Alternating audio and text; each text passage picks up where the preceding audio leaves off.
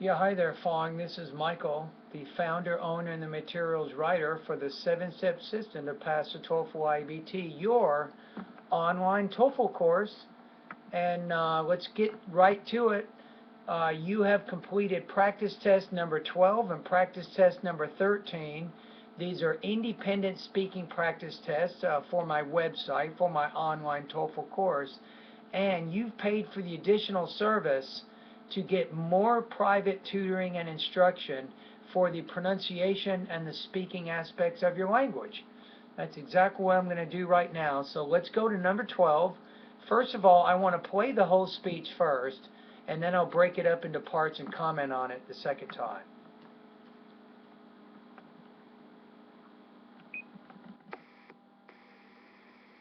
In my opinion, children should not be given cell phones because phone use can hamper family interaction and harm children's health.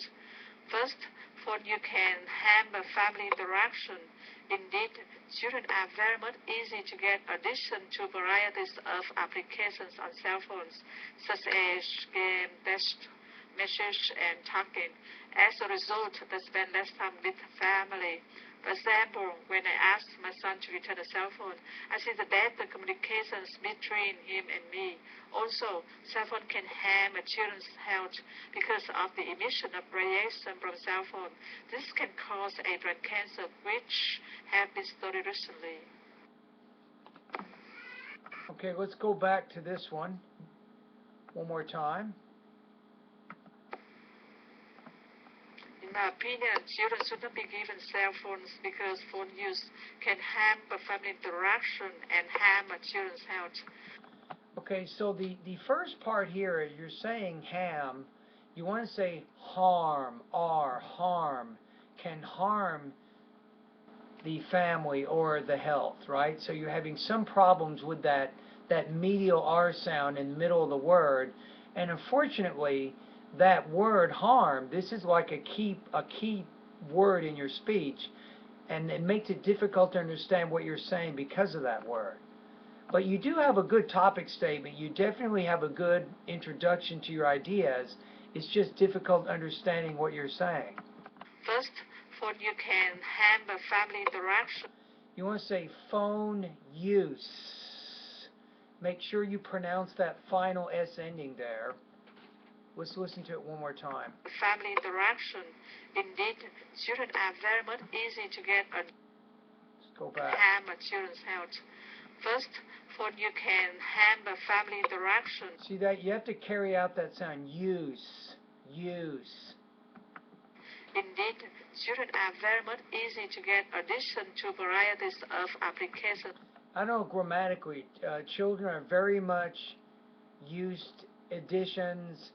You're missing some words in there. You might say something like this. It's first of all, it's easy for children to get additional applications to their cell phone, something like that.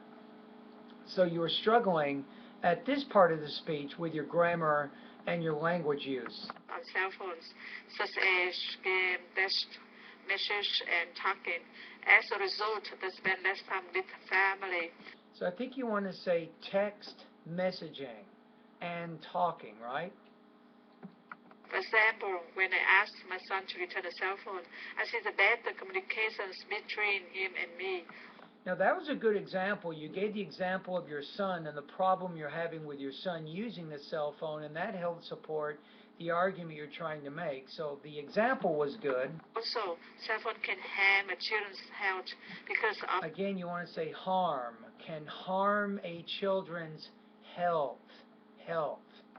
So you have to be careful about those medial consonant sounds and those final consonant sounds in the words that you're pronouncing, because to be honest with you, if you're not pronouncing those medial or final consonant sounds, a lot of native speakers will not be able to understand what you're saying. Now, I know that your first language is Vietnamese, and in your language you don't pronounce those final consonant endings either, so it's going to take you some time to get used to this. Emission of radiation from cell phone. This can cause a brain cancer. How about this? Emission from the radiation can cause, I don't think you need that additional subject in there. because of the emission of radiation from cell phone. This can cause. So you don't have to say this, just say because the emissions from radiation can cause A brain cancer. Now, brain cancer, this is a word stress issue here. So when you have that compound noun, brain cancer, stress is on both of those nouns, not just one. It's not brain cancer, but it's brain cancer. So again, with compound nouns, you want to put equal stress on both of those words. Have been studied recently. Now, the only problem with this part of your speech, you got to the end, you talked about the idea of brain cancer, and then you wanted to give some research or some more details to help support that idea, and you ran out of time. So you didn't really support that second idea that well. So let's talk about your score for just a minute.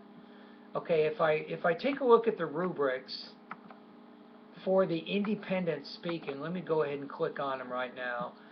I think you're going to have some trouble with the TOEFL because the IBT human raters are going to be evaluating you in terms of your delivery, your language use, and your topic development.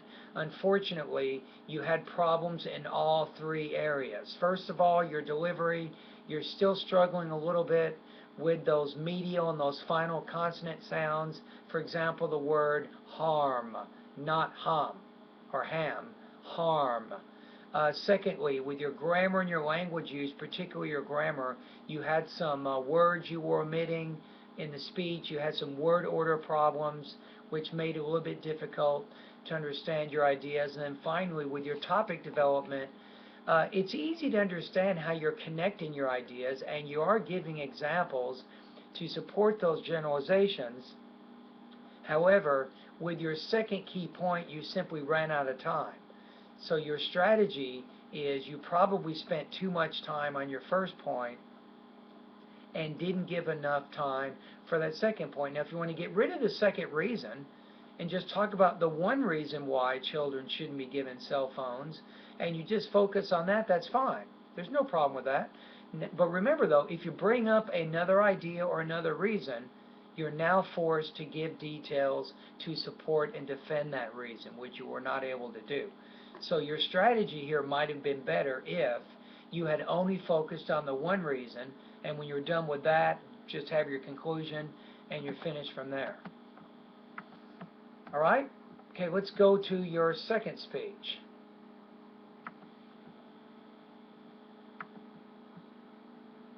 So this one is, your friend is nervous because of a job interview. My friend is nervous because of a job interview. To help him control his nervousness, I would tell him to research the company carefully and get enough sleep the night before. First, it is important to know about the company he is applying for a job, rather in some searches on the company website. The more he knows about the company, the better chances he can increase his comfort level. For example, as my experiences regarding a job interview, studying carefully about the company will definitely increase my confidence. Also, going to sleep earlier at the night before is necessary as well. This will help him get rid of nervousness. Okay, so let's take a look at this one really quickly. Now, before I forget, post all your responses here from now on. I think I forgot to give you a score on that first one. So I think the first speaking task about giving children or not giving children cell phones, I'm going to put you at about 2.5 out of 4, 19 points out of 30 on that one for all the reasons I already described. Okay, with the second one, let's listen to it one more time. I'll give you some comments. I'm going to kind of break it up. My friend is nervous because of a job interview.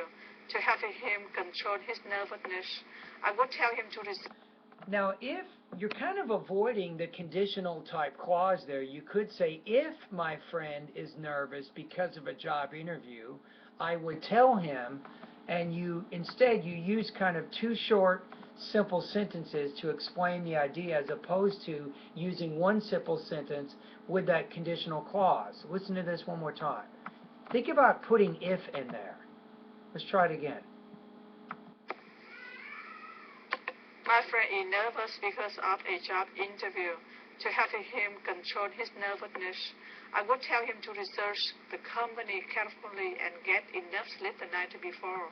Okay, so you had that simple sentence in the beginning, but then I liked your use of the infinitive phrase. So to help reduce his nervousness, I would tell my friend too, and then you have your two key points: to research the company, get a good night's sleep. Now that was a wise choice there. You remember your previous speech, you talked about the brain cancer thing. I mean, how can you really defend that type of an idea, in a 45-second speech? Because that's really difficult to defend. But this time, I think you were very, very wise on the reasons that you chose, because I think it would be pretty easy for you to defend these ideas with examples. So really good choice of reasons for this speech. Okay, let's keep going. First, it is important to know about the company he is applying for a job. You don't have to say applying for a job. Just say it is important for him to know about the company he is applying for. So that's probably the best way you could express that idea. Okay, let's keep going. Post all your responses here from now on, Fong. My friend is nervous because of a job interview. To help him control his nervousness, I would tell him to research the company carefully and get enough sleep the night before. First, it is important to know about the company he is applying for a job. By doing some searches on the company website, the more he knows about the company, the better chances he can increase his comfort level. Now that was actually good grammar. The more he knows, the better he can increase his comfort level. You kidding me? I mean, it doesn't get much better than that. Your parallel structure was really good. That's a difficult type grammar structure. The more plus your subject verb plus the better, then plus your subject and your verb. Very balanced. You're still struggling a little bit with your intelligibility and your pronunciation, but you're definitely taking a lot of risks, I think, with your grammar. So I can tell you, you're not avoiding the more complicated grammar, and that's always a good thing. Example, as my experiences regarding a job interview, studying carefully. There's something going on with the grammar there, though, was kind of weird. Let me see if I can listen to that one more time. Now, we're running out of time on this video. I've got about 2 more minutes. As my experiences regarding a job interview, studying carefully about the company will definitely increase my confidence. I would say will definitely increase his confidence or her confidence. You're focusing more around how to help your friend overcome his or her nervousness. So focus more on the third person, I think, singular point of view, not the first person singular point of view. So going to sleep earlier at the night before is necessary as well. This will help him get rid of nervousness. Okay, so there's kind of a pattern going on here. So the pattern with these two speaking tasks, obviously you're still working on your pronunciation issues, right? So keep working at my pronunciation part of my course and keep making progress there. Now the other issue that I'm seeing here is you have two key reasons or two key points that you're explaining in your ideas or your speeches, your responses, but you're not giving yourself adequate time to fully develop the second point. Now, I'll say what I said before. Let me turn on this. Oh yeah, this is better here. What I'm saying is either don't bring up the second point, or you're going to have to spend less time talking about the first reason and then give yourself more time to develop that second idea. Okay?